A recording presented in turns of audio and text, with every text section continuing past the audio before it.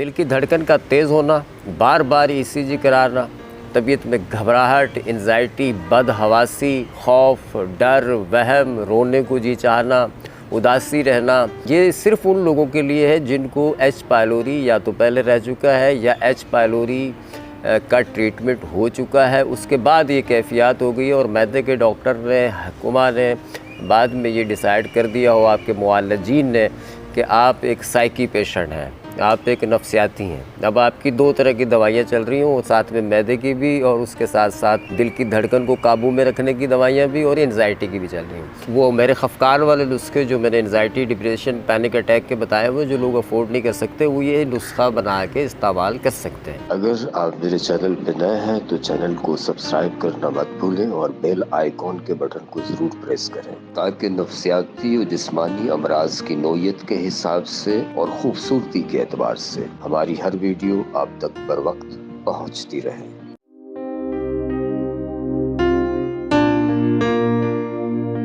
बिस्मिल्लाहिर्रहमानिर्रहीम, अस्सलाम वालेकुम वरहमतुल्लाह। मैं हूँ हकीम रज़ा इलाही और आप देख रहे हैं हकीम रज़ा इलाही यूट्यूब चैनल। नाज़रीन, बार बार एच पायलोरी का होना, मैदे के मसाइल वैसे ज़्यादा हैं और उसके साथ साथ डिप्रेशन और एंजाइटी की अलामात। एच पायलोरी की ट्रीटमेंट कराने के बाद या एच पायलोरी का ट्रीटमेंट चलने के दौरान अचानक दिल की धड़कन का तेज़ हो जाना और डर और ख़ौफ और वहम की कैफियत पैदा होना, कॉन्फिडेंस लूज़ हो जाना, उठ के टहलने लगना और उसके साथ साथ तबीयत में अचानक बेचैनी का दौरा पड़ जाना किसी भी वक्त, और दम दरूद ये सारे काम हो चुके हों तो फिर आप ये नुस्खा इस्तेमाल करेंगे।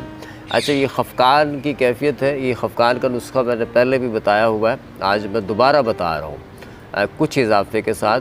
और ये चूँकि पहले मैंने जितने बताए हैं नुस्खे, उसमें कुछ नुस्खे महंगे हैं, तो ये उन लोगों के लिए है जो ये नुस्खा बआसानी इस्तेमाल कर सकते हैं और उनको इससे हतमी और यकीनी फ़ायदा होगा।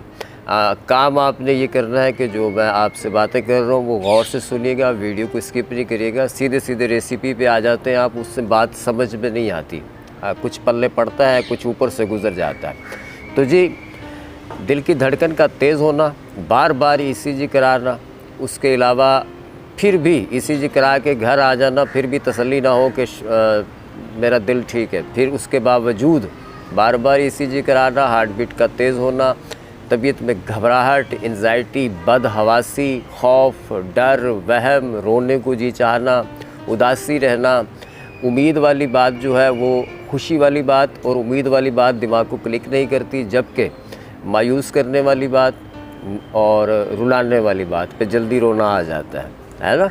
तो ये कैफियत रहती हैं, ज़िंदगी फीकी सी बदमज़ा सी रहती है और सोशल एंजाइटी ज़्यादा रहती है, लोगों के साथ मिलना जुलना, उठना बैठना, कहीं अकेले कहीं घर से निकलते वक्त डर लगना, कहीं दूर जाना है तो किसी का साथ होना ज़रूरी है, अकेले जाने में घबराहट होना, एसी वाली कोच में सफ़र करते हुए घबराहट होना, अंडरपास सफ़र करते हुए घबराहट होना या लिफ्ट में सफ़र करते हुए लिफ्ट बंद होने के ख़तरात रहना, है ना, और ये अजीब अजीब तरह के ख़दशात जहन में रहना।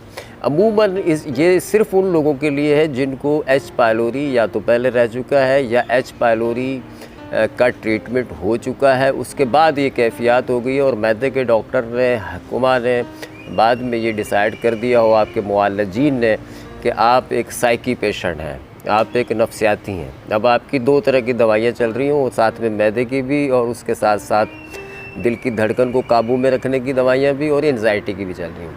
वो मेरे खफकान वाले नुस्खे जो मैंने एंजाइटी, डिप्रेशन, पैनिक अटैक के बताए हुए जो लोग अफोर्ड नहीं कर सकते, वो ये नुस्खा बना के इस्तेमाल कर सकते हैं। फिर भी अगर मुझसे मंगवाना चाहेंगे तो 2500 आपको देने पड़ेंगे, समझ आई। खुद बनाएंगे तो बहुत सस्ता पड़ेगा। उसकी वजह ये होती है हमारे यहाँ COD चार्जेस होते हैं, लेबर चार्जेस होते हैं, उसके अलावा जो है वो एक जो पैकिंग होती है उसका भी ख़र्चा होता है। तो ये मुनासिब है कि आप ख़ुद बनाएं और आसान चीज़ें। देखिए जी, हमने इसमें लेना है पहाड़ी पुदीना, बही दाना, बड़ी इलायची, ये सारी हमने चीज़ें लेनी है 50-50 ग्राम, और इसके साथ हम रहमत चीनी लेंगे 30 ग्राम, संदल सफ़ेद का पाउडर जो है वो हम लेंगे 30 ग्राम, मुलट्ठी हम लेंगे 50 ग्राम, असगंध नागौरी लेंगे हम 50 ग्राम। सारी चीज़ों को अच्छी तरह से बारीक पीस के पाउडर बना के कपड़े से छान के रख लें। बेहतर है कि सारी चीज़ें घर पे ला के, जहाँ मसाला ग्राइंड किया जाता है या हामन दस्ते में कूट के, छान के और इनको साफ़ सुथरा करके आप अपनी बॉटल में किसी जार में महफूज रखें। 1 चाय का चम्मच अगर अल्सर की शिकायत हो मैदे में तो खाने से पहले लेना है, सुबह और शाम पानी के साथ। और अगर अल्सर की शिकायत नहीं है, सिर्फ यही मामलात हैं जिसमें खफकान, डर, खौफ और वहम की कैफियत जो मैंने अलामात बताई हैं, अगर वही हैं तो फिर 1 चाय का चम्मच सुबह शाम लेंगे खाने के बाद पानी के साथ। अच्छा, परहेज़ इसमें दाल मसूर जो है वो बंद कर दी जाती है। 3 साल तक दाल मसूर नहीं खानी, बाकी अल्लाह की बड़ी नेमतें हैं। बीफ, बड़ा गोश्त, आलू, फूल वाली गोभी, चावल ये आर्जी तौर पे बंद है। तेज़ मसाले वाली चीज़ें ये आर्जी तौर पर बंद हैं। और सोडा वाटर वगैरह जो भी है ये आर्जी तौर पे बंद है। 2-3 माह के बाद जब कैफियत ठीक हो जाए आपकी तो आप उनको दोबारा से ले सकते हैं। दूसरा ये कि बेकरी आइटम कोई भी इस्तेमाल नहीं करना। ये परहेज़ जो है 50% आपका, 50% जो है परहेज़ आपका इलाज है। और दूसरा ये कोई साइकोलॉजी की या नफ्सियात की कोई दवाई खा रहे हैं उसका डोज़ आहिस्ता आहिस्ता कम करना है, टेम्पर करना है। एकदम से इस दवाई पे नहीं आ जाना कि वो छोड़ दिया आपने, ठीक है। उसको तबीयत बेहतर होती जाए, कॉन्फिडेंस लेवल आपका अच्छा होता जाए, दिल की धड़कन, ये नेगेटिव थॉट, एंजाइटी, डिप्रेशन जब देखें कम हो रही है तो फिर उसका डोज़ कम करते जाएं, ठीक है। और जो मैदे के लिए दवाई ले रहे हो 40 mg उसको 20 mg कर दें।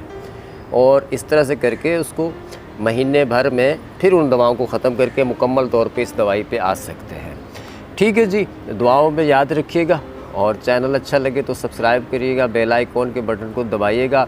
वीडियो अगर आपको अच्छी लगी है, दिल से अच्छी लगी है, आप समझते हैं मैंने सही बताई है, तो आपका शेयर करना बनता है। शेयर करना और लाइक करना ज़रूर बनता है। कमेंट्स करें और व्हाट्सअप नंबर दिए हुए हैं उन पर रब्ता कर लिया करें। उस पर रिप्लाई करने में थोड़ा सा टाइम लगता है लेकिन मैं रिप्लाई दे देता हूँ, मैं दे देता हूँ या मेरा स्टाफ दे देता है। दुआओं में याद रखिएगा जी।